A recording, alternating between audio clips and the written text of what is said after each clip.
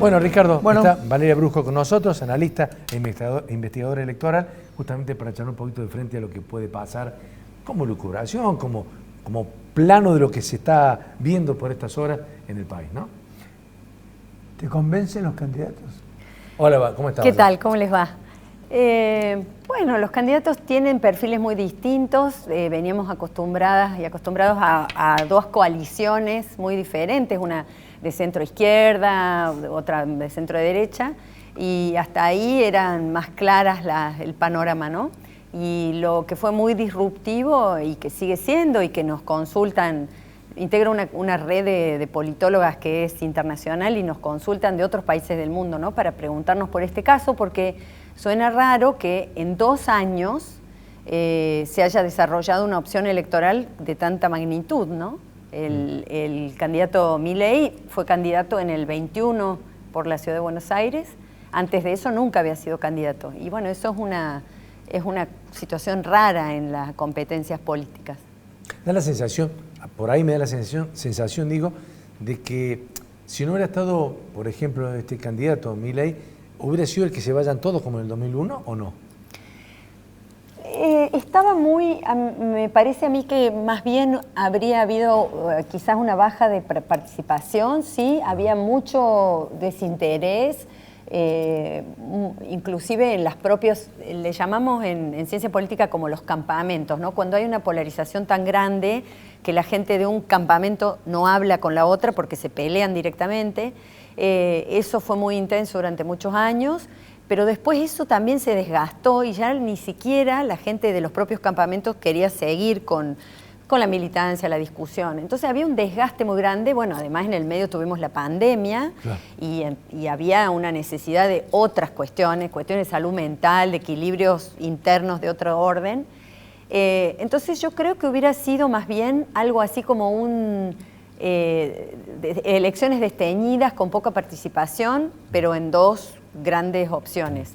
Lo que esto ocurrió fue que canalizó todo ese enojo que no se estaba pronunciando, que se pronunció a partir de la pandemia, con los encierros de la pandemia, y que también pronuncia un enojo sobre la situación económica, no tanto la situación económica puntual, que sí es muy serio, el dólar, la inflación. Creo yo que una perspectiva más larga de desigualdad, que es esa de no tener futuro, de no pensar en perspectivas no ya de poder comprar una casa, sino alquilar para una sola familia, ¿no? No tener que hacer otros arreglos para alquilar porque no se puede. Entonces, ese tipo de frustración no encontraba expresión en estos 2 campamentos políticos y los encauzó a alguien gritando cualquier cosa, con tal de que ese grito salga, ¿no? ¿Se aceleró el proceso con el mal gobierno de Macri y el rebote con este gobierno?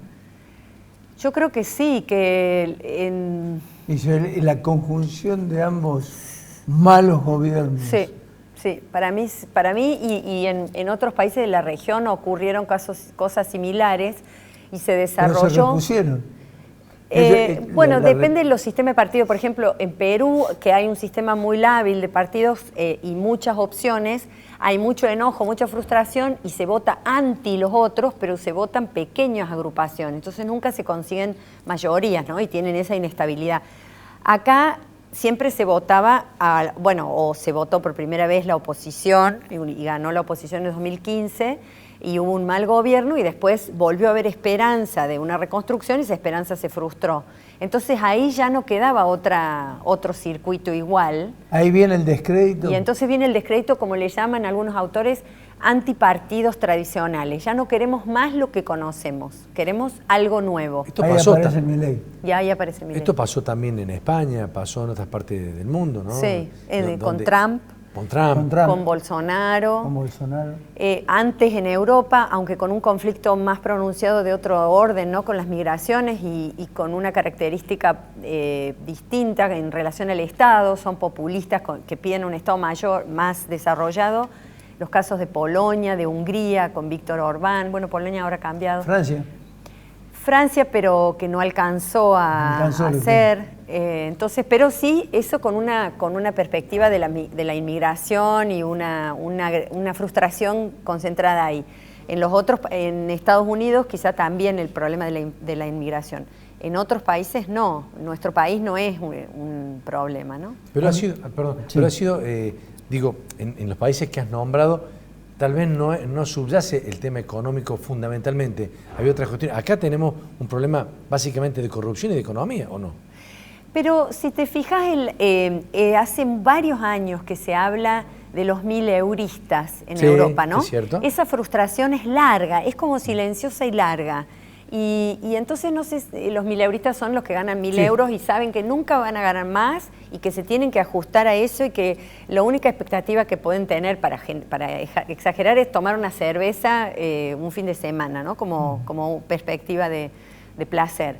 Entonces eso también en algún momento cuaja, y con discursos y con propuestas agresivas, enfocando en alguien. Vox hizo también eso, ¿no? Diciendo el problema son ellos y todas esas frustraciones se solucionan cuando hacemos tal cosa contra los inmigrantes.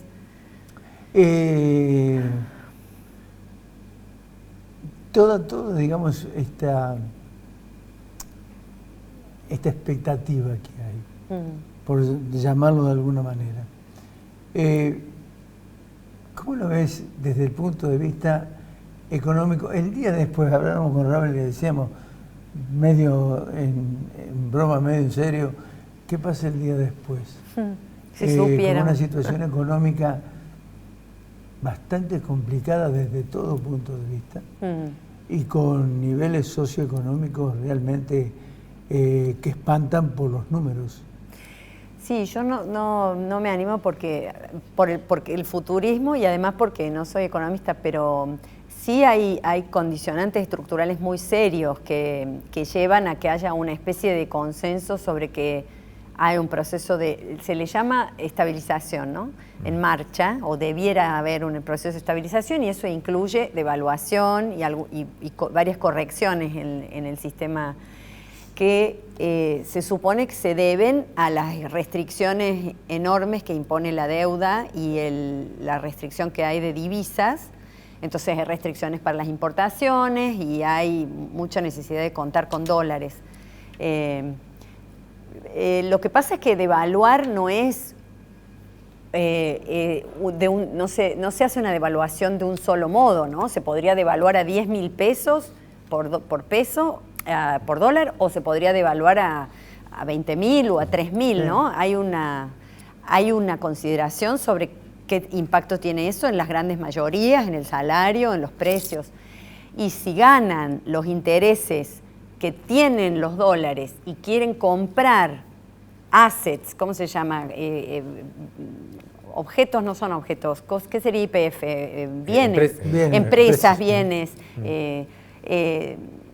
Si ellos son los que se imponen, van a devaluar a un dólar a un nivel muy alto, ¿no? Porque entonces van a poder comprar a un precio muy conveniente. Creo que cierto empresariado, siempre ha sido una discusión si hay un empresariado nacional, local, y cada vez menos en los países hay una burguesía local y más bien es internacionalizada. El fondo BlackRock, los fondos de inversión hacen transnacional todos los bienes, pero algunos empresarios que quedan en Argentina ven esto con preocupación, claro, porque sus empresas estarían a la venta a un precio muy bajo. Pero el problema es que la dinámica económica o arregla la economía o la arregla la realidad. Y en la realidad puede ser muy cruel, o es un ajuste brutal o es una lucha más pronunciada de pobres contra pobres. En cualquier caso, los más pobres son los que más sufren. Vos sabés que yo veo, no sé si te parece a vos, Valeria, Ricardo, me da la sensación que gane quien gane la elección, sea en primera vuelta, en segunda vuelta, los niveles de paciencia son muy cortitos de repente. Si gana Milei, todo lo que bueno, no voy a nombrar cada candidato, el que gane, digo, me parece que va a tener acotado eso. Sí. Mucho menos que un cheque a No, 100 fíjate días. que inclusive ya hemos leído con un colega coautor que es Marcelo Nazareno algunos trabajos sobre el proceso de aceleración que hay en la, Gran analista. en la política, inclusive con candidatos que ganan con mucha expectativa positiva. El caso vecino país trasandino en Chile. Boric, sí. Boric ganó con una enorme esperanza después de un proceso muy duro y muy difícil. Y no fueron ni 30 días en Así que es. su imagen cayó. Eso marcó como un punto de quiebre en lo que en lo que es la paciencia, como decías, de las sociedades.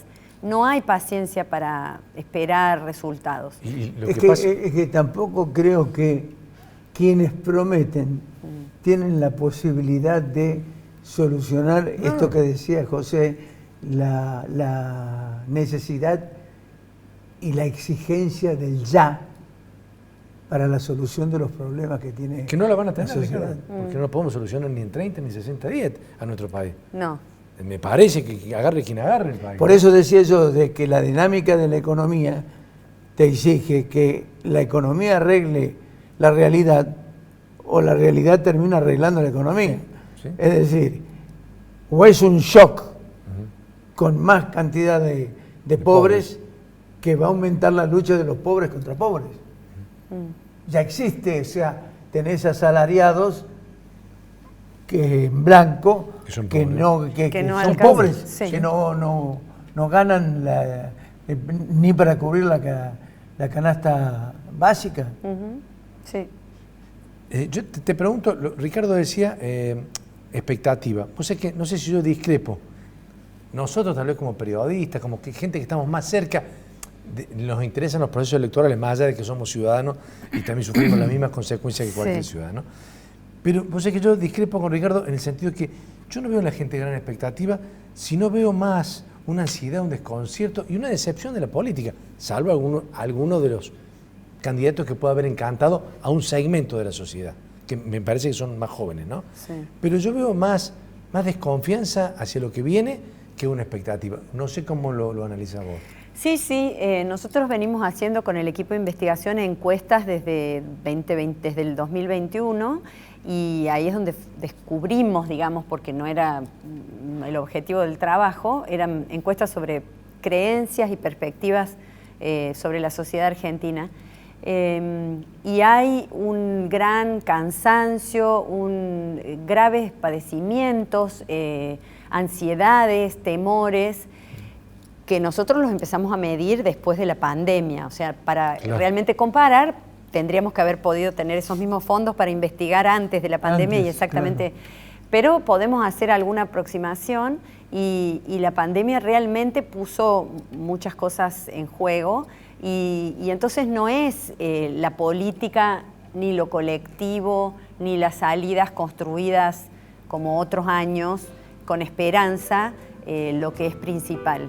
Más bien salidas individuales, místicas, mágicas, de golpe, y que con esa vocación de que estalle todo, como si un nuevo orden fuera a emerger de una explosión, ¿no? Es que la pandemia terminó destruyendo psicológicamente quizás la posibilidad que muchos aguardaban como esperanza.